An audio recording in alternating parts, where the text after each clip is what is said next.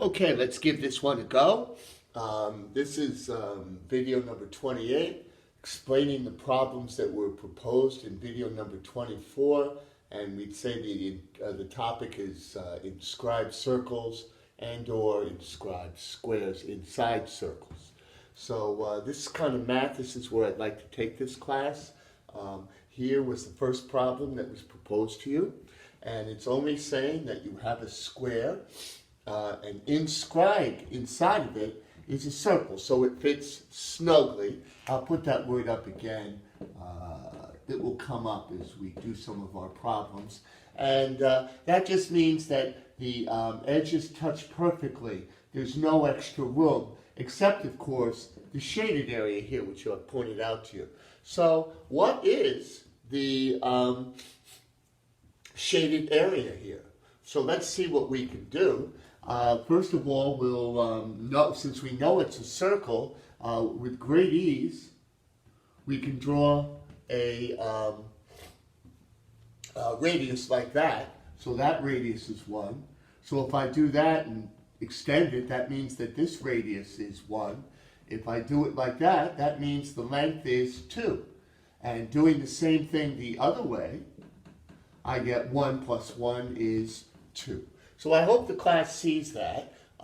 And now it's a simple matter to find out what the shaded area is in terms of pi. 2 squared makes the squared, side squared, minus pi 1 squared, which is the area of the circle. Oh, so what's the answer? The answer is 4 minus pi. Well, that's kind of interesting. That's a kind of a weird answer. If I put it inside the calculator and figure it out, I get an answer that's really not too impressive. I get 0.82 approximately, and that's not very satisfactory. So let's see if we can do something a little better here and ask ourselves the relevant question: what percent of the square here is empty, not covered by the circle, is not occupied by the circle? And here, the answer is obviously going to be, since pi over 4 is the occupied part, the answer would be pi over 4 is the occupied part over here. That's the area, and that's the area of the top here. That would tell you the occupied part, and then the unoccupied part, of course, would be 1 minus that. That is the complement, if you like to use that word. And here we come back to this concept of calculator. So what roughly percent is the shaded area here? And I'm going to do what a lot of kids call cheating. I don't know what you want to call it. I'm going to excuse myself by saying, well, it's 3.14 over 4, but I'm just going to round to the nearest whole number here. I come up with 3 over 4, which is 0.75, of course, which is 75%. And then when I minus 1 minus 0.75%, it's around 25%. 25% of the shaded area is unoccupied. And that's kind of interesting. You think about it, the circle only occupies 3/4 of an inscribed square. So I'll leave this problem at that. You're free to plug in 3.14. The number will probably go up a little bit, maybe around 78%. But that certainly won't make a big difference as far as you're concerned, just trying to figure out the parameters of a problem like this. Let's take the problem to its next level, and we just sort of reverse the question. And I'm interested in seeing if anybody tried to do it on their own. After all, it's all about learning, right? And here we have a circle this time, but a square is inscribed in it. So being as careful as I can to draw it. People who like precision could use a protractor and it would come out just fine. the math works. I'm trying for my third time to make a nice one. One more attempt here. There's my circle, and now I'm drawing my square eye. The third attempt's much better. Okay? So in this particular case, we're asking what this stuff is here. And again, like I said before, anybody can understand the question. It's not a complicated question. The answer is obviously the circle minus the square, right? Just like we did the opposite way around the other way. But now, the math, we have to go back to these little buggers that we didn't like before. And r equals 1, as I told you the last time. So now I have to work out this problem. And this is again to show you that these numbers come up naturally, these irrational numbers, the radical form. And let's see what happens here. We have a radius here, which is 1. And no one can deny that. That's given in the data over here. So what's going on here?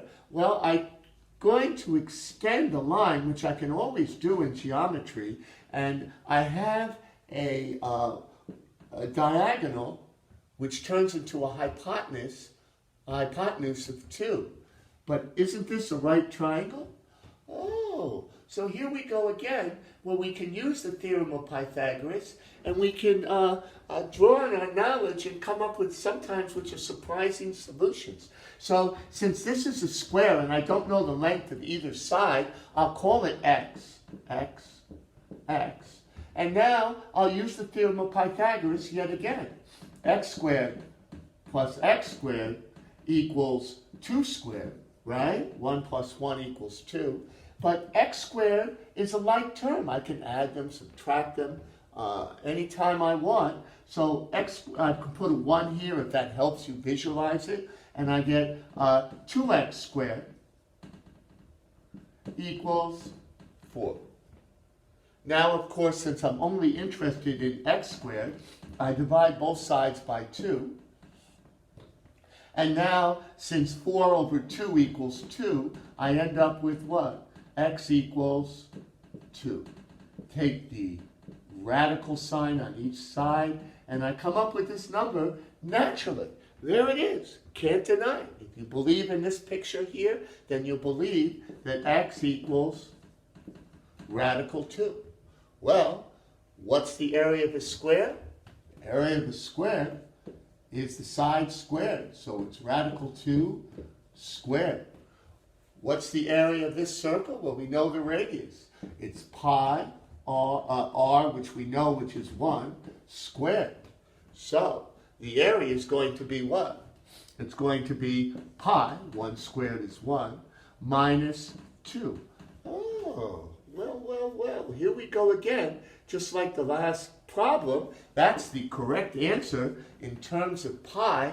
But when I subtract that, I'm not going to get anything very exciting. I'm just going to get 1.14. So let's take a look and see what happens when we try to turn it into a ratio, and thus we can figure out what percent of this circle, of this given figure, is shaded, and the part that's unshaded is 2 divided by pi. That's the smaller area divided by the larger area. Well, I'm going to cheat again, and I'm going to get 2 over 3. Same idea as before. I'll just round 3.14 to 3. So the answer is approximately 67% is occupied. Therefore, 100% minus 67%, around 33% is unoccupied. Wow, that's a pretty big number when you think about the inscription here, how the circle goes into the square. So there it is, the square inscribed inside the circle. That's quite interesting. I'm going to keep that in mind when I do the math as I go ahead. And now, on a two-dimensional lesson, I'm going to leave you a problem that I'll do tomorrow, and I'm going to make another square.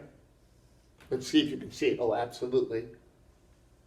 And I'm going to say the square is 1, and I'm going to inscribe a square, but this way. This will be a square, despite my art. And my question is, and let's see if you can do it, and all you need to know is that the side is 1. All right, side equals 1. Whoops. Side equals 1. I'd like you to tell me what percent of the shaded area is of the entire figure. Okay? So I'm going to leave that, and I'm going to make a note to solve that tomorrow and give you something so that you can do on your own. I'm going to give you another video shortly where I'm going to turn these guys into 3 dimensions. All right? So that will be coming up shortly. But we've reached the end here. Let's just